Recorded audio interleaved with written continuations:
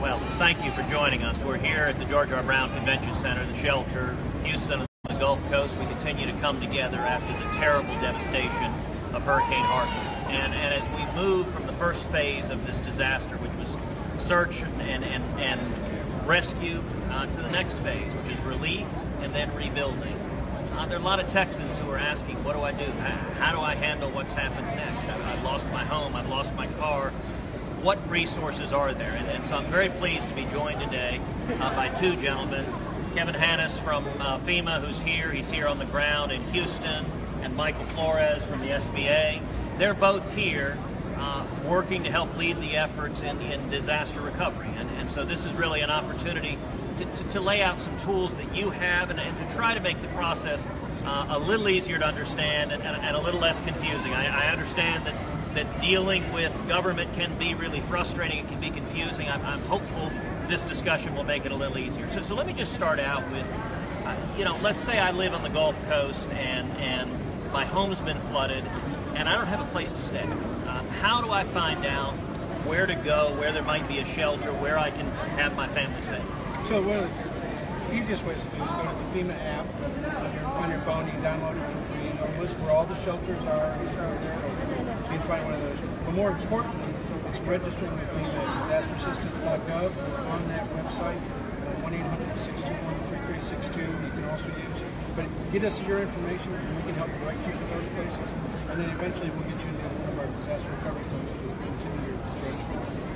So let me say again, that website is disasterassistance.gov, disasterassistance.gov, and it's going to be your first portal to going and registering with FEMA. If you need relief, if you've lost your home, if you lost your livelihood, go to disasterassistance.gov. There are also lots of other resources that are out there. There are churches. There's so many hundreds, if not thousands, of churches that are helping their community. There's the Red Cross, and the Red Cross's website is a great resource to find shelters near you. There's the Salvation Army that's doing a tremendous job, and so you've got lots of resources that you can reach out to. But let me shift to the next issue. Okay, so let's say I've got a place to sleep. I'm at a shelter, or maybe I'm staying with friends, I'm staying with family. So the immediate safety of my family's taken care of. But my home was flooded. Everything I had in it was lost. What do I do? What resources are there for me to help rebuild? Well, I think you mentioned some FEMA through disasterassistance.gov. We're going to provide additional assistance. We can provide today. We can provide lodging in a hotel if you need to get out of friends and family, because we know friends and family can only last so long. So you have that access to you.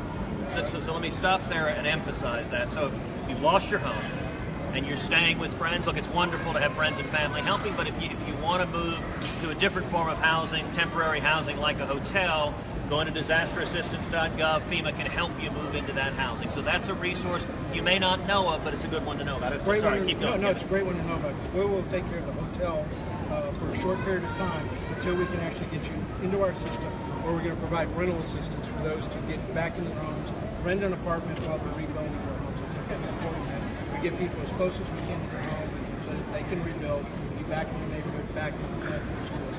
As well as the American Red Cross, Salvation Army, the Baptist men who do the feeding here, tremendous resources. But it's really this whole community pulling together. Red Cross, FEMA apps, those voluntary agencies, NVOAD.org, national organization, voluntary agencies active in disaster. They have resources on those websites for everyone who's been impacted in the state of Texas to leverage those to build real recovery.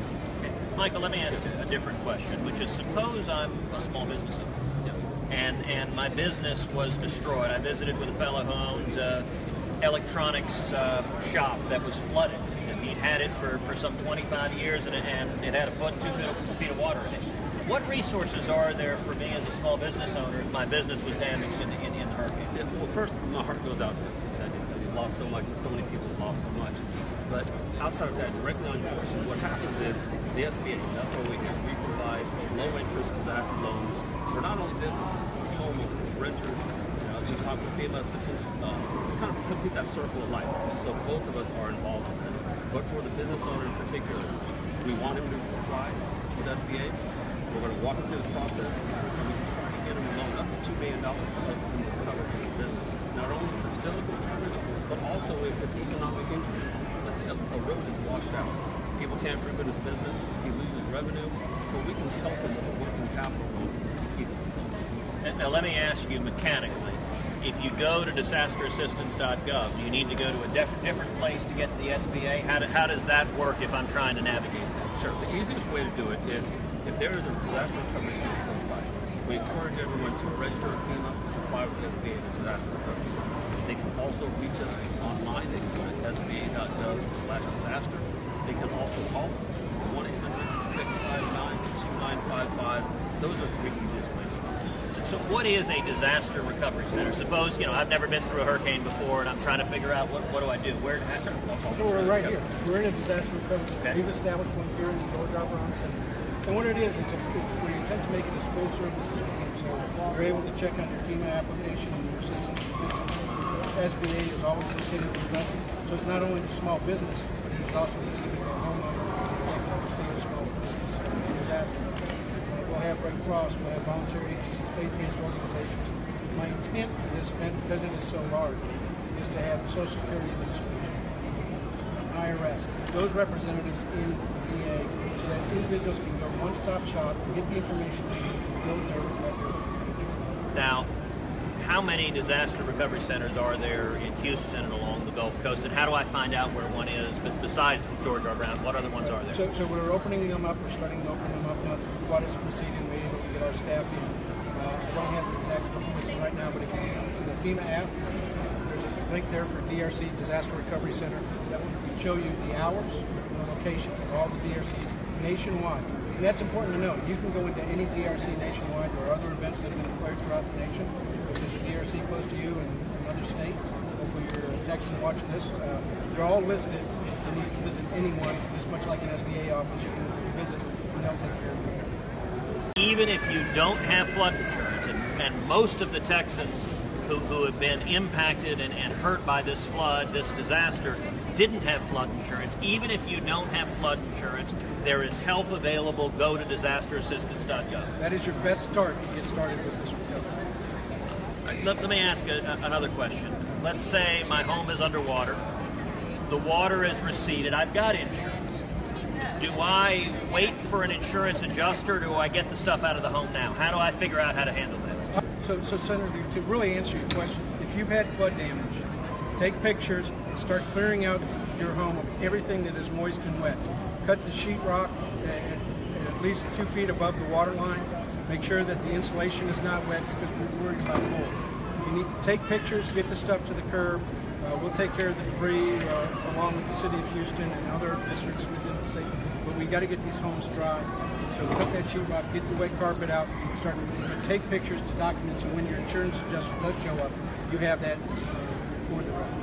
So this morning, my family and I, we joined a church group in going down to Missouri City and helping a woman whose house was flooded. And we were pulling all of the stuff out of her house, all of her furniture that had been flooded, and we were cutting the sheetrock and ripping out the sheetrock, ripping out the insulation, taking pictures so she had a record for the insurance. So were we doing the right thing exactly right to get all of that out of the water because the carpet is starting to stink, the mold, and so getting it out. And then what? You pile it on the curb? Is that what should you do if you've got a bunch of stinking sheetrock and carpet and ruined furniture? What do you do with it? Right now, get it as close to the curb as you can. Try not to block the road, and we will work with the local jurisdictions for that debris removal. But right now, let's get into the curb. All right, let me ask a different question. I was earlier today at the NRG Center, the shelter there. I talked with two individuals who were contractors who both said that their tools had been totally destroyed. And so they didn't have their tools to do their basic work. Now I told them, look, the good news is you're fixing to have a whole lot of work in Houston along the Gulf Coast. There's going to be a ton of work for contractors and carpenters and roofers, and if you do carpets and floors, we're rebuilding, and rebuilding is going to be a lot of work. But the question they asked is said, well, that's great, but if I don't have any of my tools, how do I get started? What is there to help someone whose tools have been destroyed? It's really going to be the small business. That's coming through the SBA. So again, we want them to apply for this. Let us take a look. Let us try to get you that long-term loan that will help you get the tools to do the work that you need. And that's it. It's very simple and straightforward, and we're going to make sure we walk them through the entire process. This is about protecting them getting into our school to get back to where they go. So let me ask a different question. Let's say there are millions of people that depend on their Social Security checks, that depend on different assistance checks. The mail obviously has been significantly slowed down by this hurricane and this flood. If I'm waiting for my Social Security check or some other assistance check, what do I do? Where do I go? How do I get the help I need? The best is to contact your post office and services, your zip code, and your residence. You can also go online to the U.S. Postal Service, look for change of address, and most importantly, contact the Social Security District, the VA, wherever you're getting those assistance checks in, or checks, whether they're electronic funds transfer, and communicate. And let us know what those needs are. But again, we're looking to have some of those reps with us, disaster recovery centers. But contact your local post office, contact the administration that you're expecting the assistance from, so that they can help you check there or update the address of where you're doing this. What about if my basic identification, my basic documents were lost in the flood? If I don't have a driver's license anymore, or Social Security card, or insurance card, what do I do if I've got nothing? I made it out with my kids on the back of a bass boat, and everything is now underwater. What do I do now? Well, again, for driver's license, you go to the Texas Department of Motor Vehicles for those. We were going to look, it's a great question because of all this, and I will try to work with the state of Texas to bring some of that assistance to the disaster recovery centers. Again, that's why we're bringing in Social Security, because those documents are important in recovery. We'll look for ways to assist. I'll bring that back to Austin to make sure we find a better solution, and we'll get that out to her. And how long does this process take? If I'm sitting in my living room looking at damage throughout my house, you know, we've all had frustrations dealing with government not moving as fast as we'd like. How quickly can we expect this process to move, and how quickly can we expect real relief for people who are hurt? Real relief is here now. We saved lives, and that's the most important. Absolutely. Right now, as we transition into that initial recovery period, we are ramping up. FEMA's the operators, we have phone lines open. We are definitely working to open up as many disaster recovery centers as we can throughout the impacted area, from Bean County all the way up to Jefferson, Orange County. Those are going to be what we need to do to start that recovery. So it's get to us, let us know what your needs are. We'll work on a case-by-case basis and provide you that assistance, initial assistance to start your recovery. I'd like to add on to that as well. As Kevin mentioned, real assistance is here now. Not only are there disaster recovery centers, but there's business recovery centers. So we circle back to the business owner you spoke of. They can go directly to a business recovery center, and they can get through that process. Now, tell me, what is a business recovery center? Where do I find it, and what help is there going to be at a business recovery center? At a business recovery center, it's SBA only. And at an SBA only center, we invite other agencies in. But if a business can come and receive the help that they need, we'll walk them through the entire process, help them gather documents. We'll work with our partners, whether it's the SCORE or SBDC, to help them work through the process. Well, let me thank Kevin and Michael both for being here. Let me thank you for the great work you guys are doing. Millions of prayers are lifting us up. As I've visited with people who have been impacted by this storm, that's one message I've tried to give of encouragement. You're not alone. You may have lost some possessions. You may have lost everything. But you're not alone. You're being lifted up by the prayers of millions of Texans, millions of Americans. We are standing with you, and Texas is going to rebuild. We're going to rebuild even stronger. Our team is working to help Texans work through this process. Our website is cruz.senate.gov. We're here to help, working day and night. We're going to make it through this. Thank you, gentlemen. God bless you.